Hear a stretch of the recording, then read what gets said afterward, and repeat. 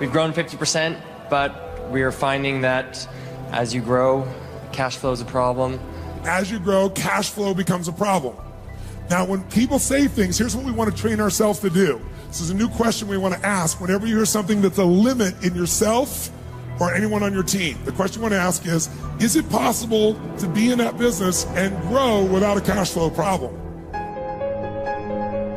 What's the number one obstacle business owners face in growing their company, and how do you solve it? My name is Mark Pasha. I'm the CEO and co-founder of Robbins Coach Training. And in the next 6 minutes, we're going to see Tony Robbins helping a business owner named Shane to break through the limiting factor that was stopping his business growth. We're going to start with Shane standing up to ask a question at Tony's live seminar called Business Mastery.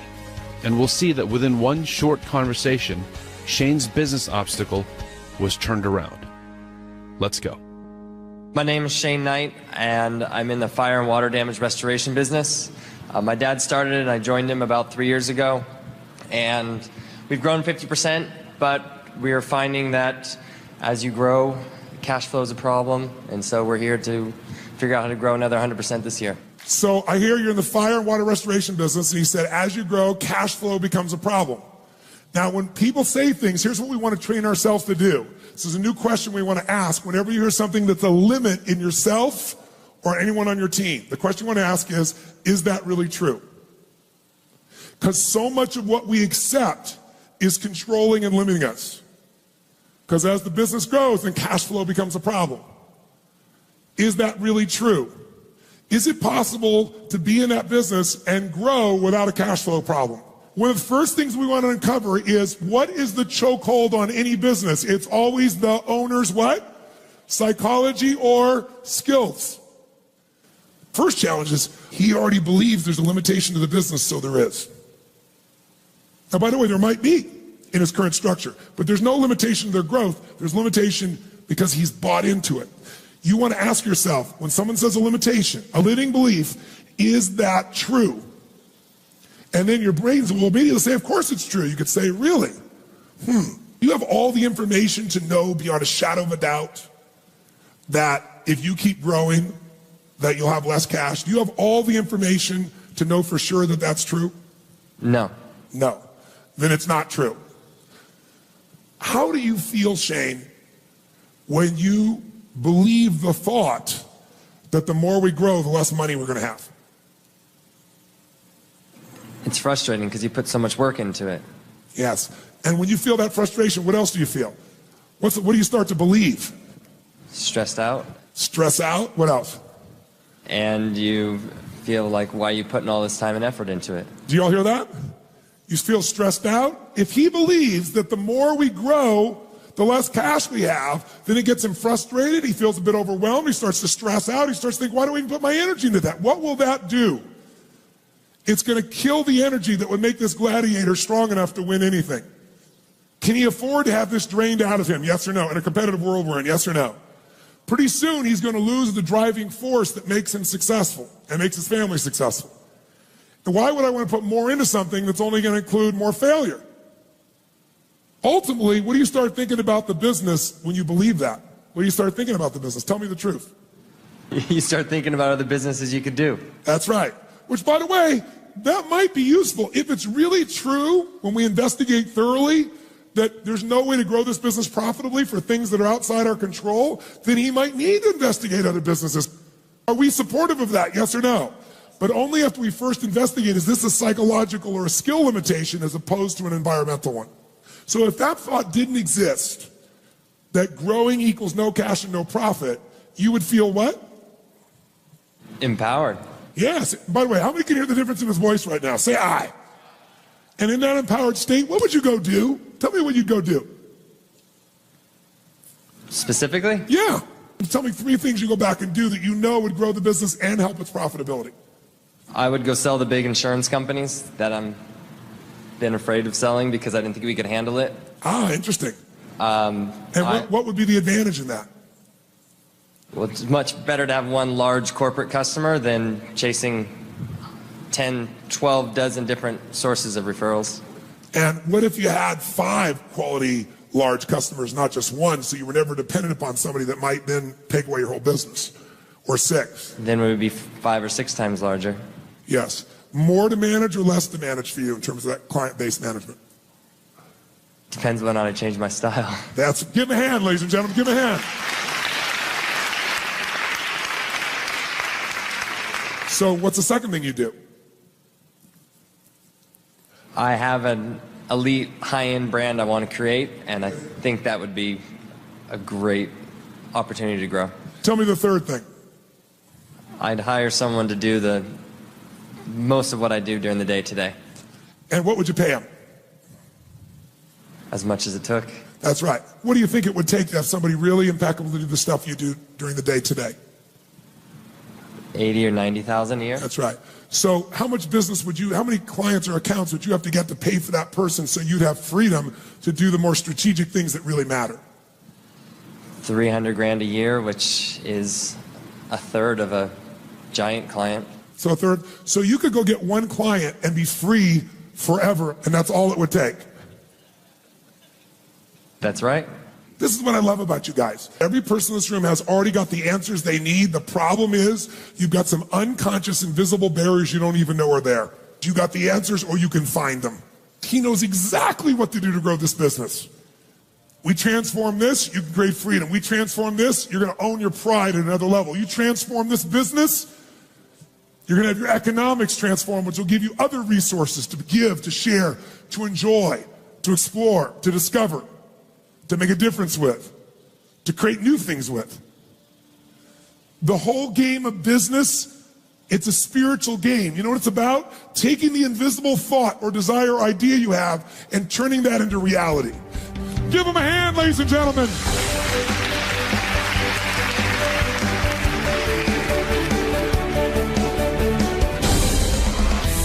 So you can see a short conversation took Shane from feeling it was impossible to grow without losing cash flow to having a solid way to grow his business by 500%. So how did we get there? Tony showed Shane how to make 3 big moves. So let's break it down and see how it works. The first move is find the unspoken assumptions. If a business owner is feeling disempowered, you can bet that there's an unspoken assumption they're accepting without knowing it. And this unspoken assumption is limiting their growth. Here's the thing. As a business owner, your job is to break down the limitations holding you back. So the question to ask yourself is, what am I accepting about my business that's controlling and limiting me? When you find that limit, you can work with it. Here's what Tony told Shane. He already believes there's a limitation to the business, so there is. Now, by the way, there might be in his current structure, but there's no limitation to their growth. There's limitation because he's bought into it. You want to ask yourself, when someone says a limitation, a limiting belief, is that true? Next move, challenge the unspoken assumption. Henry Ford said, if you think you can do a thing or you think you can't do a thing, you're right. Whatever you believe, you make it true. Shane's belief that business growth equals negative cash flow had probably cost him a year of growth at that point. So Tony challenged Shane's unspoken assumption. Have all the information to know beyond a shadow of a doubt that if you keep growing, that you'll have less cash? Do you have all the information to know for sure that that's true? The bottom line is, if you haven't examined a business limitation in complete detail, you have no way of knowing whether or not it's true. Instead of getting into the nitty-gritty and solving the problem and breaking through, you start believing that the problem is necessary, and then it becomes your life. Like Shane, who believed that we can't grow because growth equals negative cash flow. If you believe something like that, your business growth is basically on hold. The other reason why you're not solving the problem is that you don't have the right skill set. Shane doesn't understand the cash flow enough to solve the problem. He's missing that skill set. So what he needs to do is get help from someone who does know how to solve that problem. Soon after this conversation, Tony instructed Shane to get a CFO service, a Chief Financial Officer, to really investigate the cash flow so that it could be solved. And when Shane got to work on this cash flow problem, he discovered the problem wasn't growth. The problem was that he had the wrong person handling the finances. That's a big discovery. Move number 3, break through the limiting emotion. When Shane first mentioned the cash flow problem, you could see from his body language and his voice that he's developed an emotional hesitation about it, a fear. I mean, does he look energetic and strong here, or does he look shy and kind of embarrassed? And that's not a judgment, that's just a pattern. We all have it to some degree. For Shane, this is his particular personal emotional limit that's stopping him, so that needs to change. Tony asked Shane this question. How do you feel, Shane, when you believe the thought that the more we grow, the less money we're going to have? Stressed out. Stress out? What else? And you feel like, why are you putting all this time and effort into it? Did you hear that? Shane's assumption that growth equals negative cash flow, that thought stresses him to the point that he's starting to opt out of his own business. You can't lead a team when you're in that state. He wants to grow, but he feels somehow the business can't. Can he grow his business when he's not fully committed to it? I doubt it. You see, the problem isn't the business. The problem is that he's accepted the unspoken assumptions. If Shane could unload this helplessness, what kind of energy would be freed up? Tony asked Shane. So if that thought didn't exist, that growing equals no cash and no profit, you would feel what? Empowered. Yes. By the way, how many can hear the difference in his voice right now? Say aye. And in that empowered state, what would you go do? Tell me what you'd go do. So this is a great question to ask anyone who's been emotionally stuck. If that thought didn't exist in you, how would you feel? And what are 3 things you'd go and do? The odds are the owner knows what the business needs, except they've been bogged down by unspoken assumptions, disempowering emotions, and the bad performance that comes with it. When Tony asked this question, Shane knew exactly what to say. I would go sell the big insurance companies that I'm been afraid of selling because I didn't think we could handle it. More to manage or less to manage for you in terms of that client-based management? Depends whether or not I change my style. Give him a hand, ladies and gentlemen, give him a hand. Now, this is what a business owner looks like when they've challenged their assumptions and dropped their emotional baggage. New ideas for growth are right there under the surface, and instead of saying that he can't handle it, Shane sees that he can make it happen. I'd hire someone to do the most of what I do during the day today. And what would you pay him? As much as it took. That's right. What do you think it would take to have somebody really impeccable to do the stuff you do during the day today? 80 or 90,000 a year. That's right. So how much business would you, how many clients or accounts would you have to get to pay for that person so you'd have freedom to do the more strategic things that really matter? 300 grand a year, which is a third of a giant client. So a third. So you could go get one client and be free forever, and that's all it would take. That's right. In just a few minutes, Shane shared 2 ideas that will build his business to the legacy point.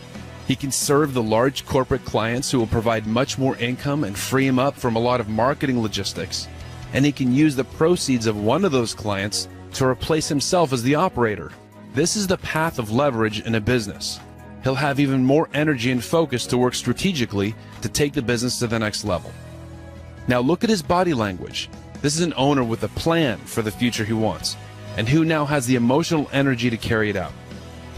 So the next time you hear someone tell you their limitations, take a second and watch their body language. A skillful coach can take someone from disempowered to full strength within a short conversation. So remember the 3 big moves. 1, find the unspoken assumption. 2, challenge that assumption. And 3, break through the limiting emotion. So I hope you've enjoyed this, and I hope you can use this to create positive results in your life as well as those around you. This is Mark Pescia signing off. Talk to you soon.